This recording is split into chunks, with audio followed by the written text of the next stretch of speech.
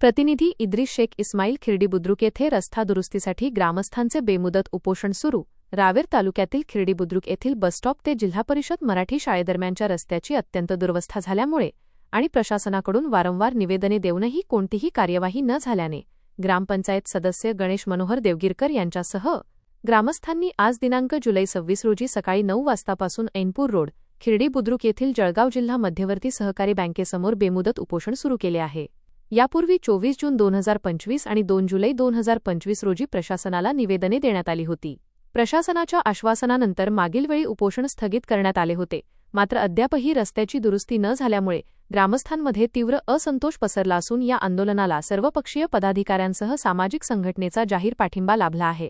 या उपोषणादरम्यान रस्त्यावर साचणाऱ्या पाण्याचे योग्य नियोजन करणे, रस्त्याच्या दोन्ही बाजूंच्या साईड पट्ट्या मुरुमाने भरून बारीक खडी टाकणे, रस्त्यावरील खोल भागात डांबरी किंवा सिमेंट रस्ता करून पाण्याचा निचरा करणे आणि बसस्टॉप ते टनकाटा दरम्यानचा रस्ता तात्काळ दुरुस्त करणे अशा प्रमुख मागण्या सार्वजनिक बांधकाम उपविभागाकडे करण्यात आल्या आहेत। प्रशासनाला दिलेल्या इशाऱ्यानुसार सुरू झालेल्या या आंदोलनाची प्रतिलिपी जळगावचे जिल्हाधिकारी, जिल्हा परिषदेचे मुख्य कार्यकारी अधिकारी, रावेरचे तहसीलदार, निंभोरा पोलीस स्टेशनचे सहाय्यक पोलीस निरीक्षक आणि खिरडी बुद्रुकचे ग्रामसेवक यांना पाठवण्यात आली आहे। या आंदोलनात खिरडी बुद्रुकचे प्रभारी सरपंच अतुल पाटील, माजी पंचायत समिती सदस्य दीपक पाटील, योगेश जाधव, चंद्रजित पाटील, गफूर कोळी, किरण नेमाडे, विजय कोळी, माजी पंचायत समिती सदस्य घनश्याम पाटील, तत्पर फाउंडेशनचे अध्यक्ष कांतीलाल गाढे, उपाध्यक्ष प्रदीप महाराज, सचिव शेख इद्रिस, चंद्रकांत कोळी, गुणवंत पाटील, संकेत पाटील, शेख सलमान, निखिल महाजन, रफिक बेग, डॉक्टर सुनील कोल्हे, ज्येष्ठ नागरिक संघ अध्यक्ष प्रल्हाद कोचुरे यांच्यासह मोठ्या संख्येने ग्रामस्थ उपस्थित होते। मी गणेश देवगिरकर, दिनांक 26/7/2027 आजपासून खिरडी गावामध्ये उपोषणात बसत आहोत। त्याचं कारण असं की या आमच्या गावातून जिल्हा प्रमुख मार्ग 14 हा इतका महत्त्वाचा रस्ता जो जिल्ह्याला जोडतो असा मार्ग आमच्या गावातून गेलेला आहे।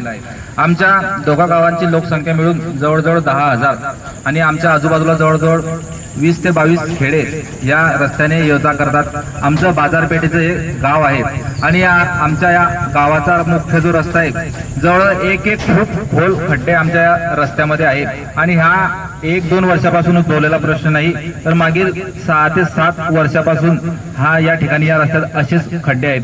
पण कुठलाच सार्वजनिक बांधकाम विभागाचा इंजिनियर या ठिकाणी येऊन बघत नाही की या रस्त्याचा जेव्हा नवीन रस्ता जेव्हा ते तयार करतात याचं पाण्याचं ड्रेनेज वगैरे कसं काढावं याचं त्यांचा कुठलाही काही संबंध नसतो।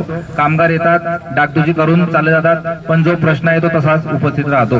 तर आमची या उपोषणाच्या माध्यमातून अशी मागणी आहे की जोपर्यंत या ठिकाणी सिमेंट कॉन्क्रीटचा उंच 1 फुटाचा रस्ता होत नाही आणि जे पावसाचं पाणी गटरमध्ये जात नाही अशी व्यवस्था जोपर्यंत होत नाही तोपर्यंत आम्ही या ठिकाणून उपोषणाहून उठणार नाही।